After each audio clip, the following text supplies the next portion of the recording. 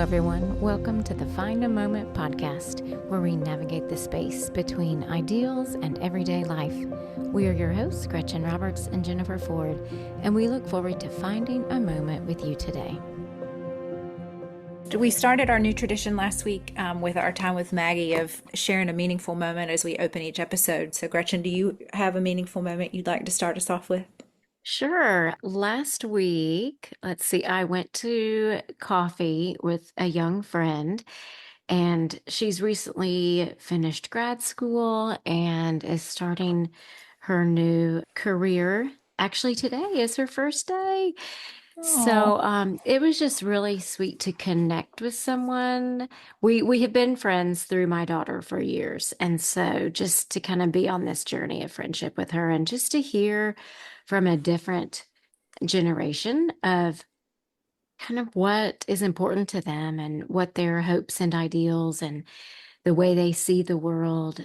It's neat to see the differences between the different generations, and then also just to be so encouraged by her ideals and how much she cares and the hope that she has for the difference that she and her generation can make in the world. So it was just really a real meaningful moment with a sweet friend. And it kind of confirms my desire for that multi-generational community. Having friends and sharing life and doing life with people who are decades younger than you and decades older than you, and just the importance of that and of learning from each other. And it's just really encouraging.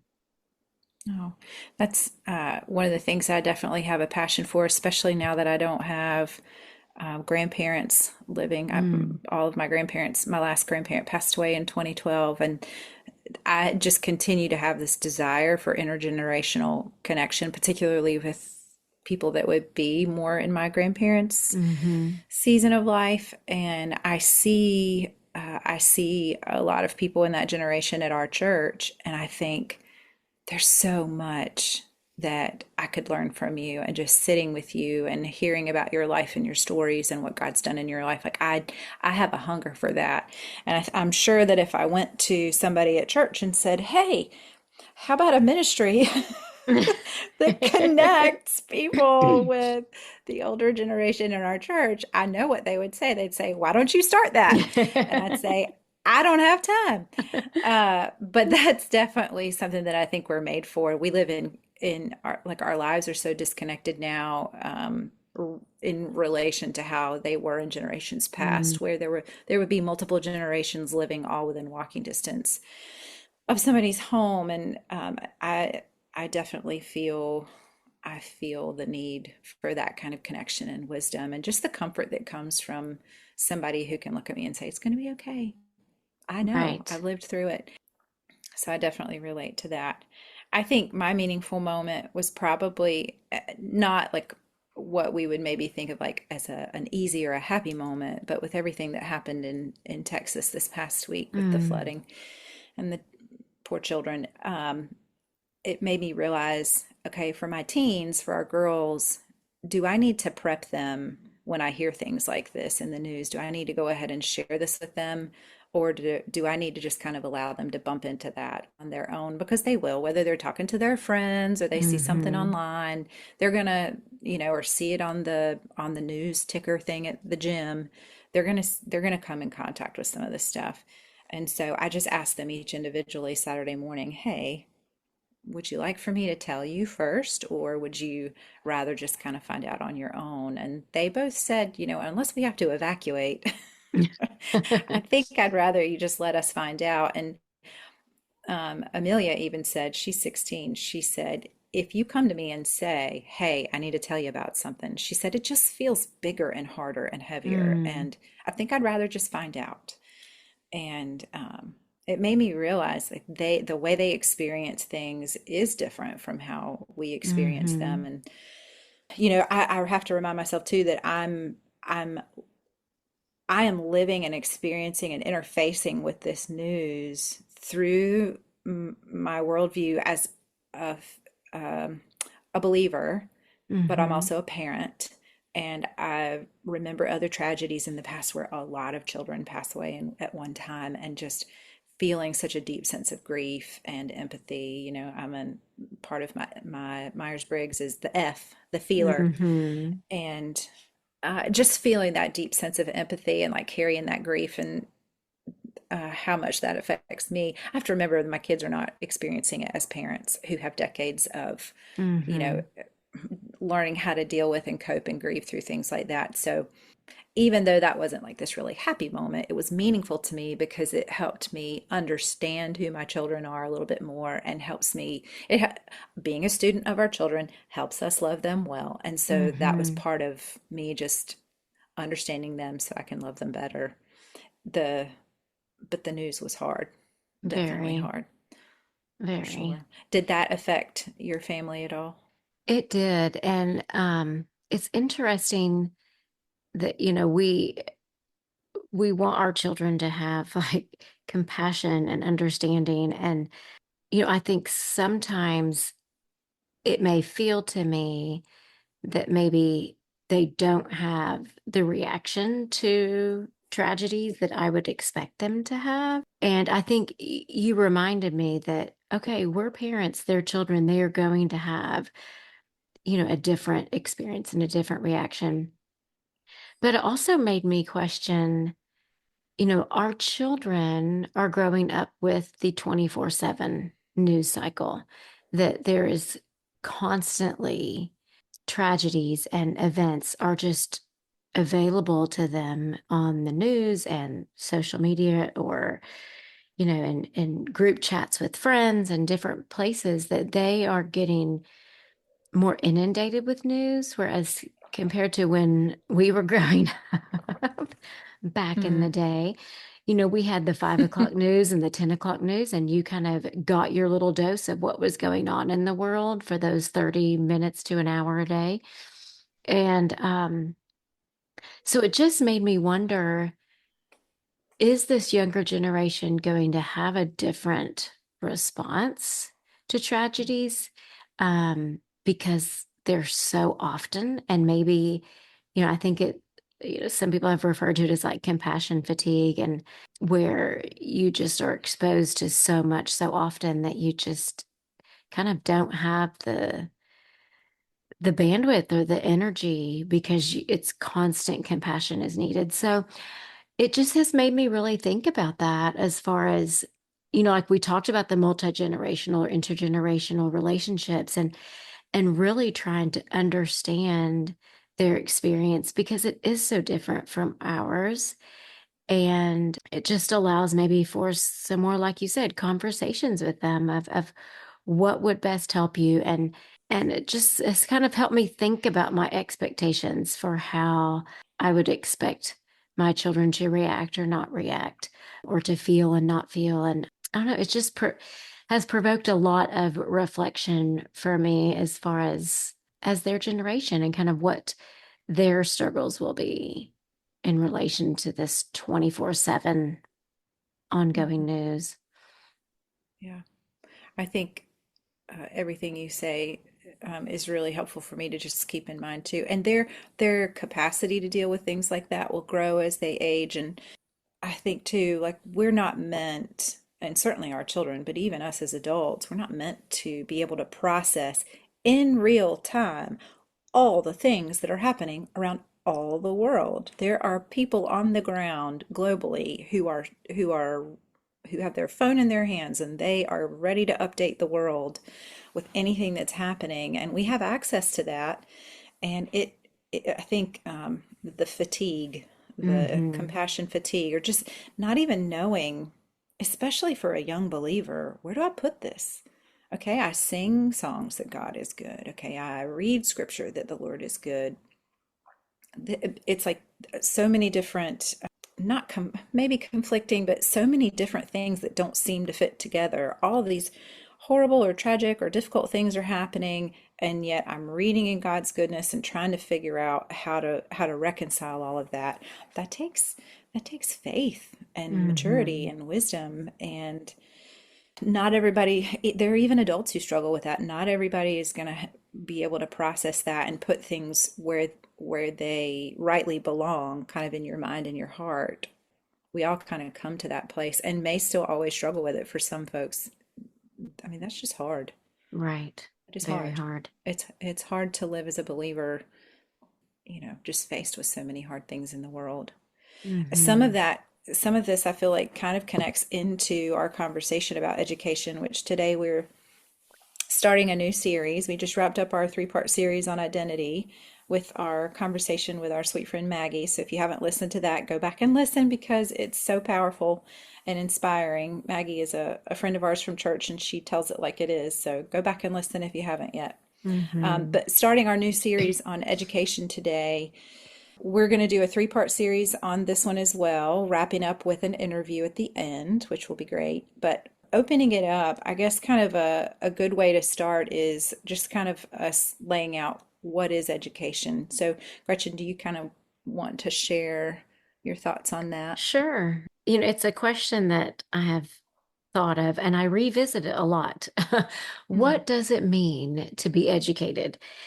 And, we homeschooled. And so before we started homeschooling, that was a big question. And so I read a lot of different books about education and kind of just the challenges in education in the United States in particular. mm, And then kind of, what does it mean to be educated? And so for me, specifically, I kind of go back to the Latin roots. What does it mean? So educare or educare. I should have my children are much better at pronouncing Latin than I am, but it's to lead out or to bring forth, and that is where education came from. And so for me, I think education and what does it mean to be educated is it education and being educated is more of a fire to light. It mm, is a lifestyle, a culture, a curiosity, a wonder, discovery, and being able to ask questions, getting to the point of seeing the world around you, asking questions about it, mm, and then taking the next step of understanding how to find the answers to your questions. mm, I think that is kind of the goal for me is as I teach my children is helping them to ask questions and to learn how to ask questions and then to equip them with the ability to understand how to find the answers.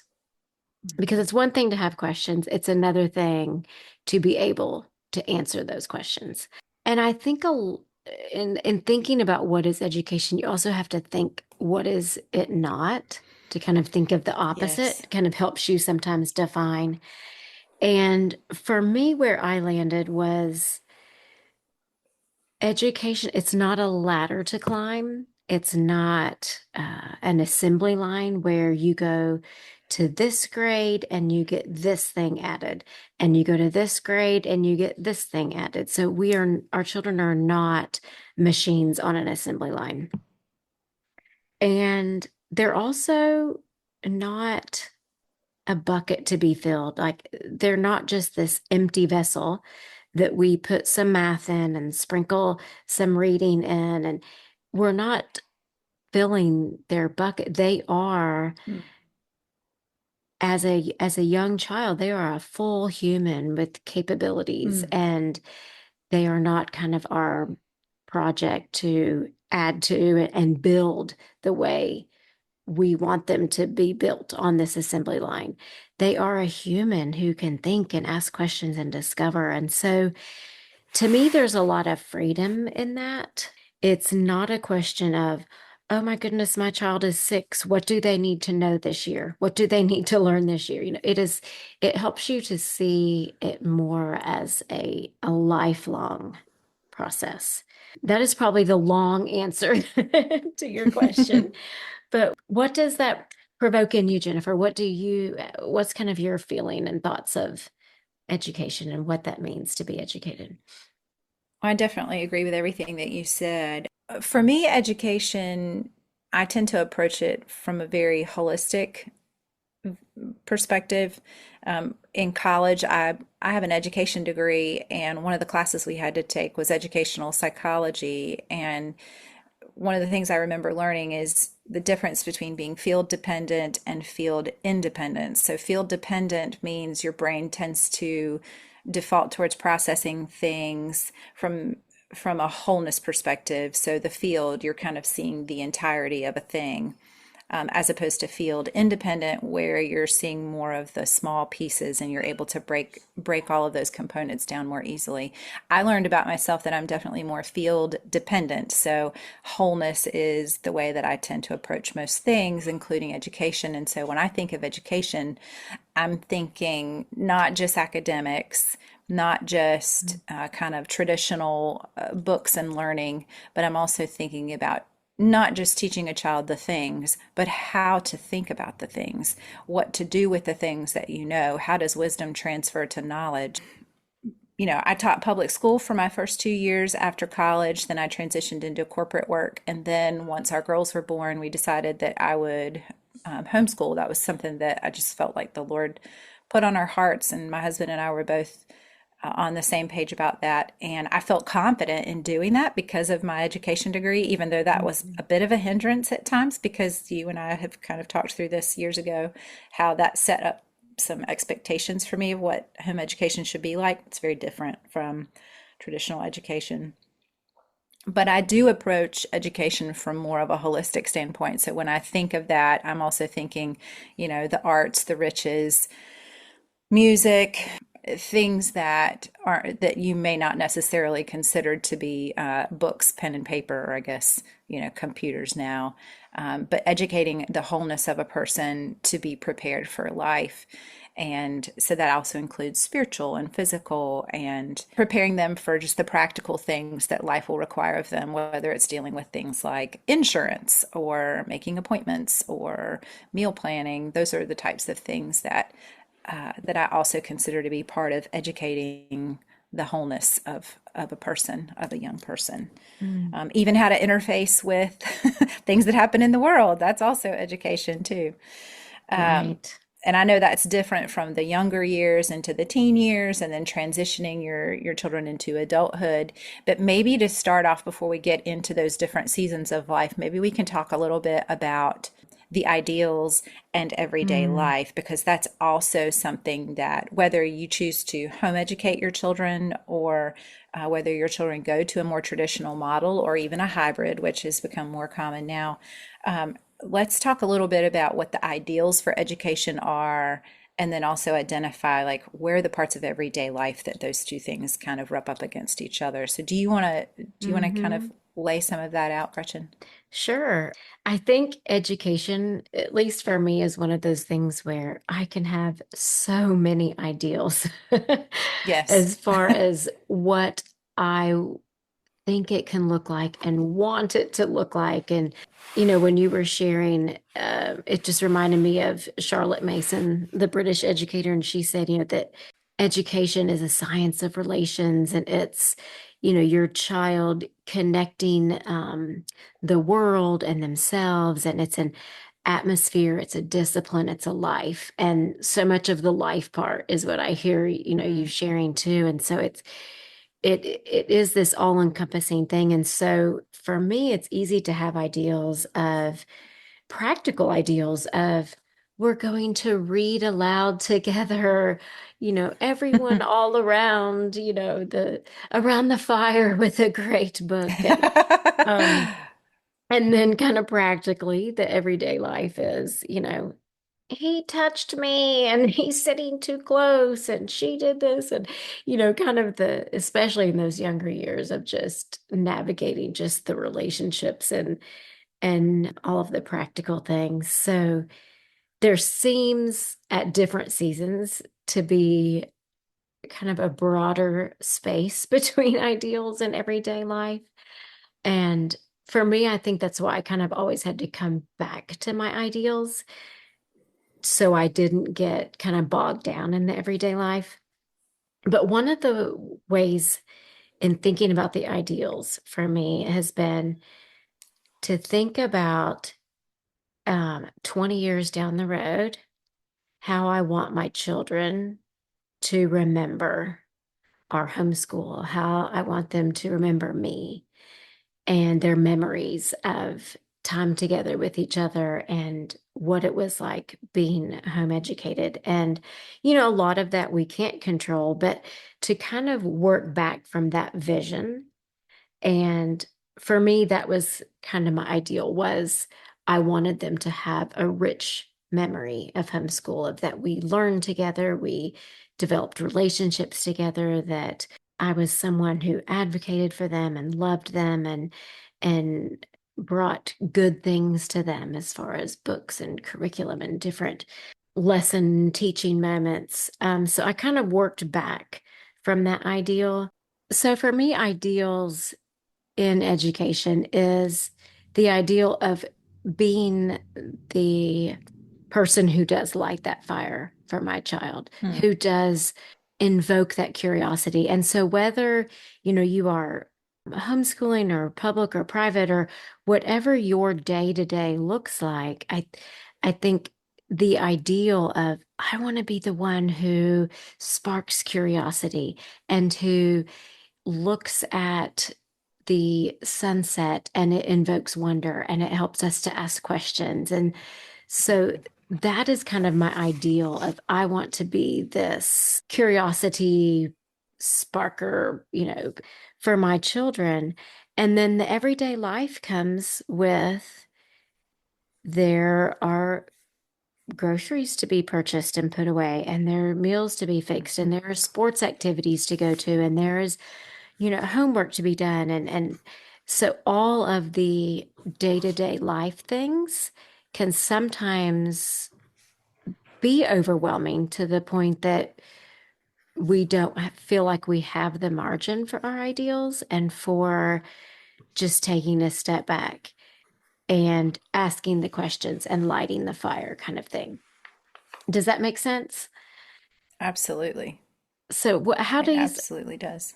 what does it look like for you in terms of your ideals in everyday life with education? I have learned, and you were one of the main voices. Our friendship started over 10 years ago, and that was when Amelia was in kindergarten. And, things are so different now. But that was at a time when I thought, as an educator, that I was supposed to recreate what I was responsible for as a public school teacher. And you were really reframing that for me. And I remember specifically one time you said, you have to let that go. And that was so direct. But if you had said it any other way, I may not have Mm, understood the gravity of that, but I did. And I still fought against that because and that was before social media was such a huge thing, but that was still something that I really wrestled with because I didn't know well, if it's not that, then what is it supposed to be? What is my mm, ideal? Because I mm-hmm, thought that, sometimes our ideals are a bit contorted. They're mm-hmm, not really what we should be striving for. So over the years, I feel like you also guided me towards the idea that education is relational. It's mm-hmm, discipleship. It is connection. It is converting your child's will to yours so that they love the things that you know are going to be good for them to love as they grow, continuing to expose them to nature and to art, keeping them curious. I think the curiosity thing we talked about with the Strengths Finder, that's one of the big things for me is just being curious. And I'm thankful that mm-hmm, that has transferred to my kids because they still enjoy being outside. They still take pictures of a funky looking bug or a turtle crossing the road or whatever, and they send it to our Team Forward group text. Like they still appreciate those little things in nature. Like we would all stop for something in nature. That's just Right. part of, praise God, that's part of our family culture. So we get to celebrate that together.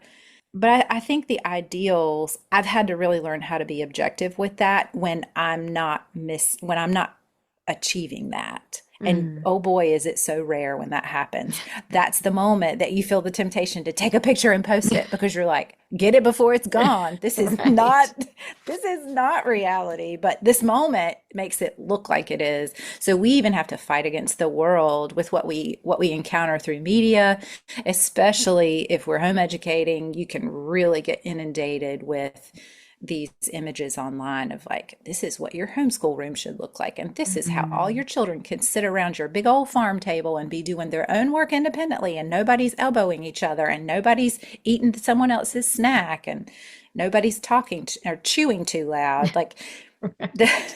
the chewing, the chewing.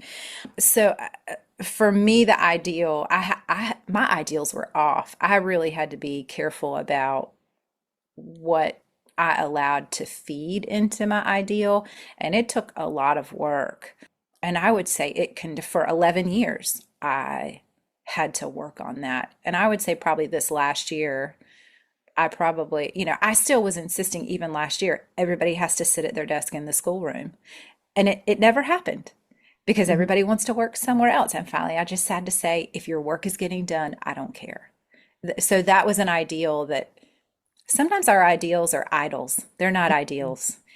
And Yes. you have to sift and figure that out. For me, I thought efficiency. You're at your desk. There's not all the distractions of what's in this other place where you want. There's not the pantry in the kitchen. There's not your vanity with all your toiletries. Like you're you're not going to start trying outfits on. You're going to be at your desk with your books and only doing school because that's all there is to do. Um, so, sometimes you have to figure out, is my ideal what's best and healthy for who and where we are right now? Sometimes the Right. ideal for one child is not the ideal for the other child. So you have to Right. know your kids too and know what's best. And then everyday life is, just even questioning yourself.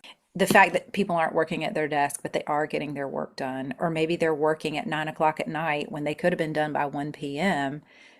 They're also learning the lesson. Is it harder on me? Sometimes, yes, because I'm like, you still working? Do you need help? You need help with a math problem? Okay, I've already cleaned up the whole kitchen from dinner. I'm ready to go to bed. Let's do some algebra too.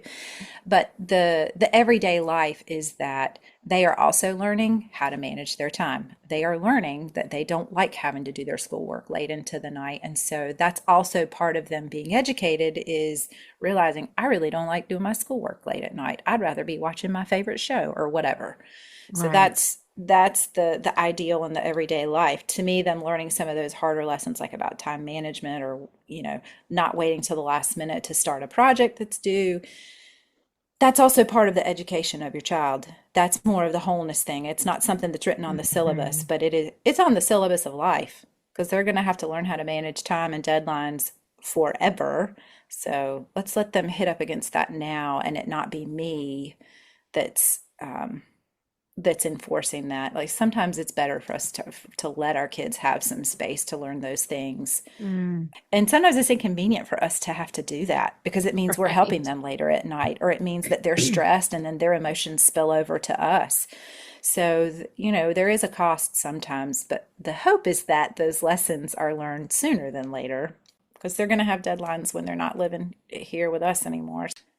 So we've identified ideals in everyday life in terms of education, and I think it's important that we're always on guard with the way that the enemy is going to attempt to deceive us and hijack our ideals regarding anything in life. So specifically for education and our children, Gretchen, can you speak to some of the ways that you're able to identify the enemy's attempts to deceive regarding specifically education Hmm. and our kids?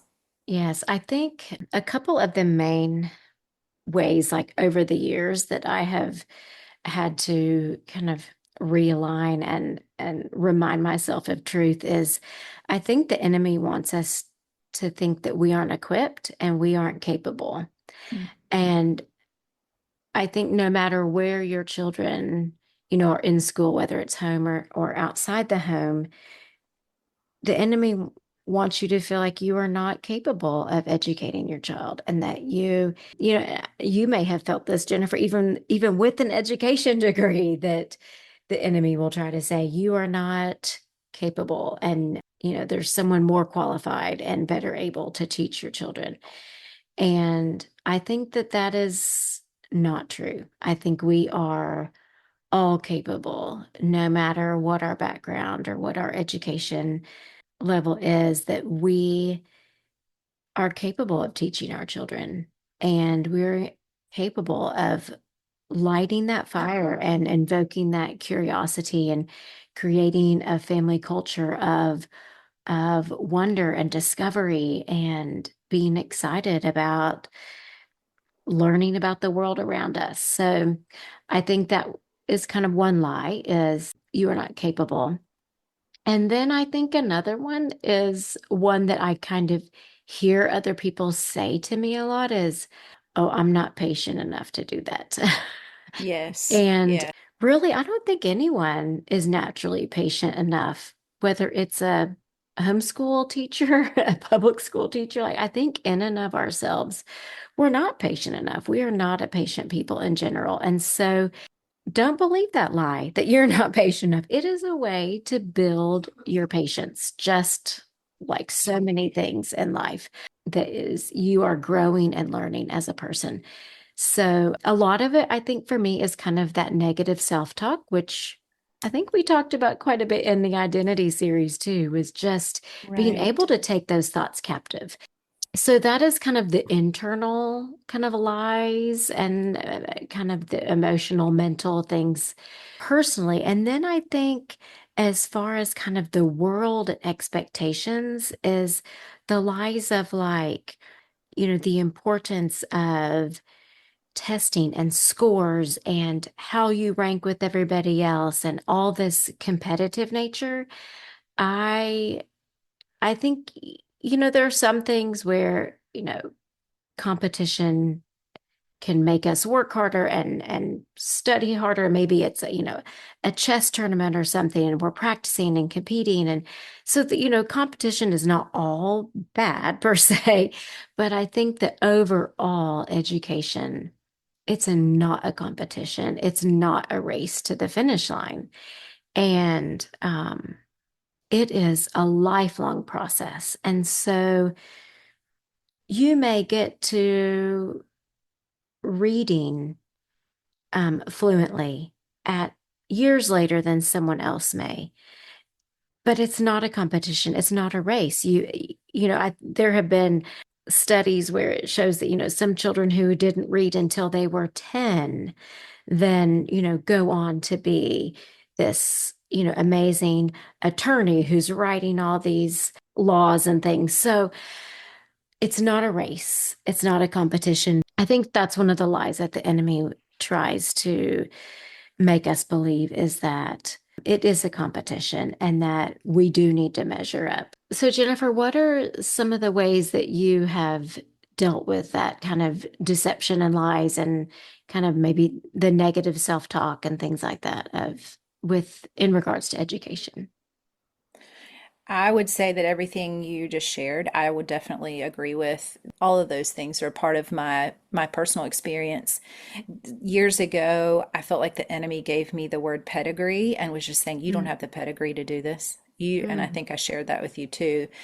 You will never have what it takes to do this well. And so the enemy was using that space between my ideals and everyday life. And he was saying, because that space exists, because there's a gap there, that means you can't do this. And so mm, why don't you just give it up? And if I had chosen to give in and give up, what the cost would have been, it would have meant that my children don't receive what I believed in faith that I was called to give them.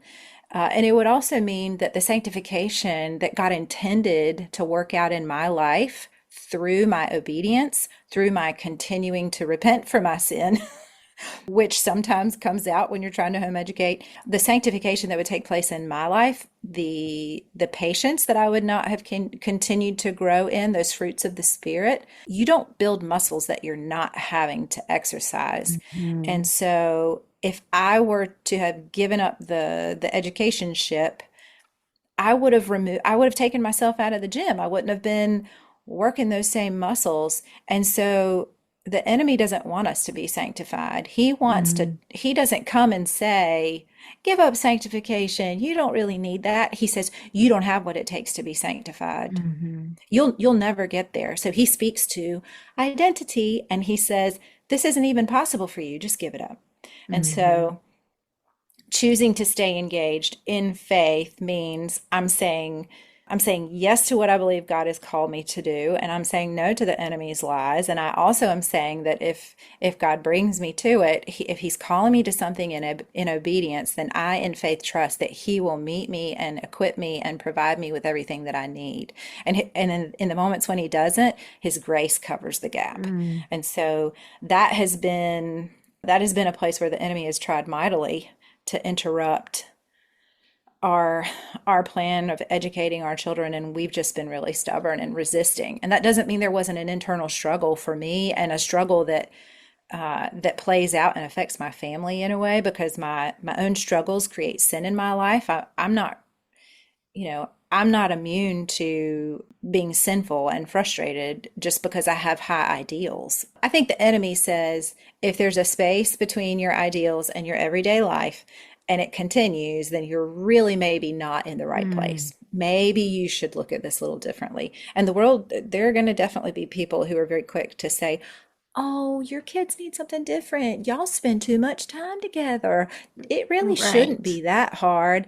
You get that swimming around in your head a good bit and you start feeling like, hey, maybe that's true. It can be really easy to kind of talk yourself out of something that you feel like the Lord has called you to, but then you also need people around you who say, do you trust that this is what God has purposed for your life and for your family? And I praise Mm. God that my husband Carrie has been so supportive from the very beginning. And I attribute a lot of that to the fact that his older sister homeschooled their kids. And so that was something that he and his whole family were already very comfortable with.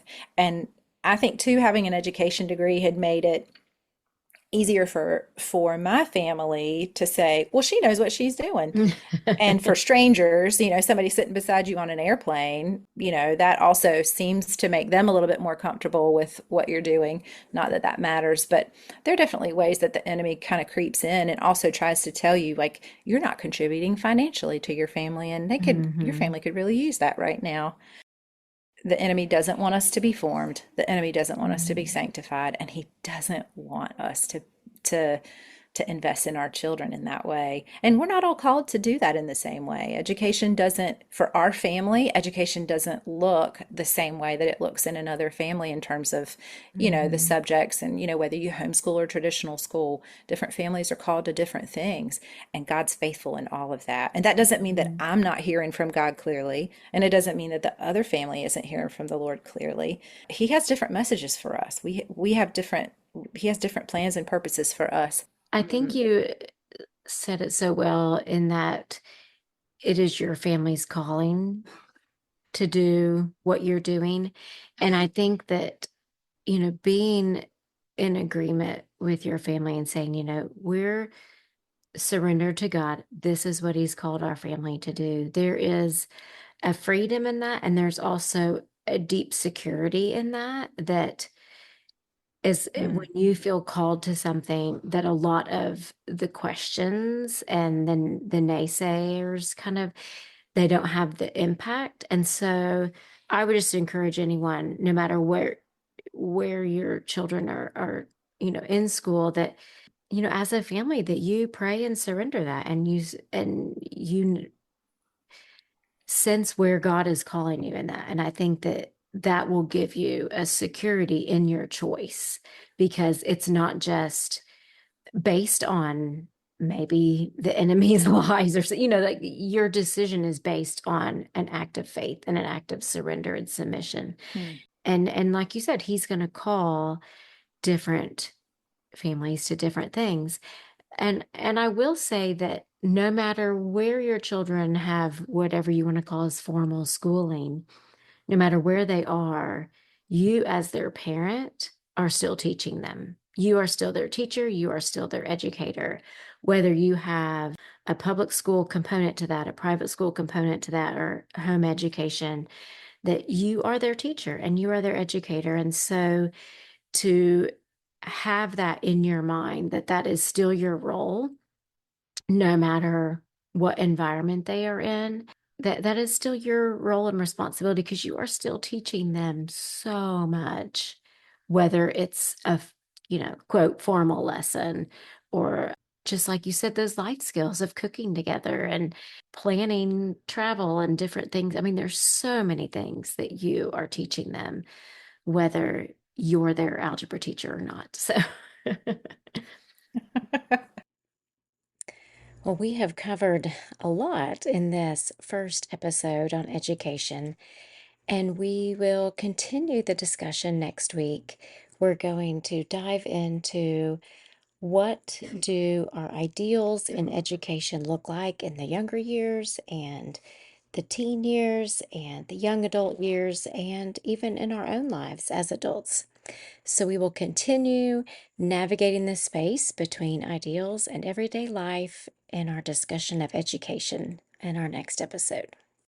Thank you so much for joining us on this first education episode. And we hope that you will find this series encouraging and beneficial to whatever season of life that you are in with your families.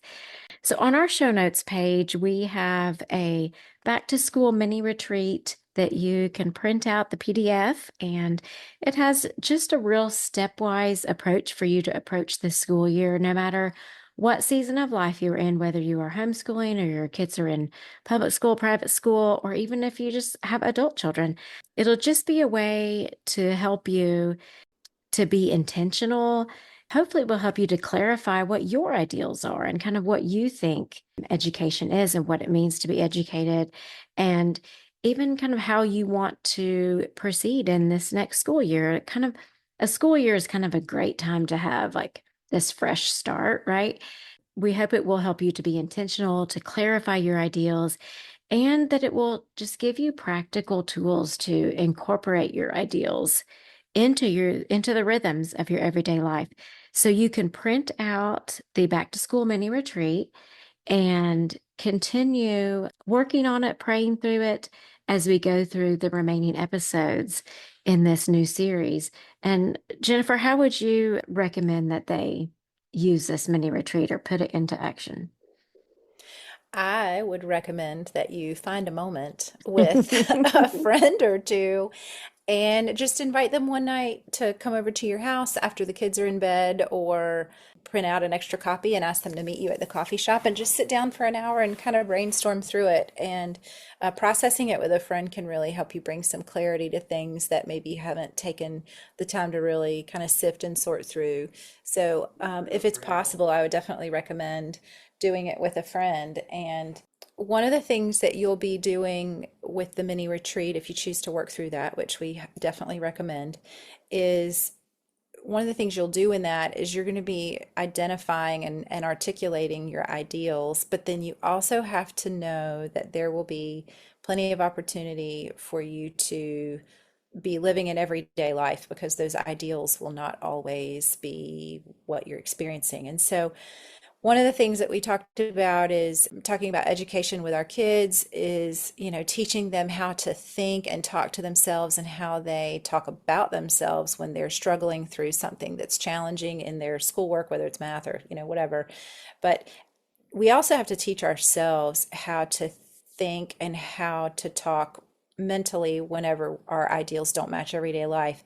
And so I want you to consider what your posture will be, and you need to choose intentionally in advance what your posture will be when those ideals that you're going to be clarifying don't match your everyday life experience. And so I would encourage you to decide your posture to be rest and to be trust and to have a spirit of steadfastness and hope and patience. And then I would just leave you with encouragement from Philippians 1:6, which says that I am certain that God, who began the good work within you, will continue his work until it is finally finished on the day when Christ Jesus returns. My friends, he is doing a good work in you and in the lives of your children. And just want you to be encouraged and remain steadfast and hopeful in the meantime. He is doing a good work in us all indeed. Thanks for joining us, and join us next time.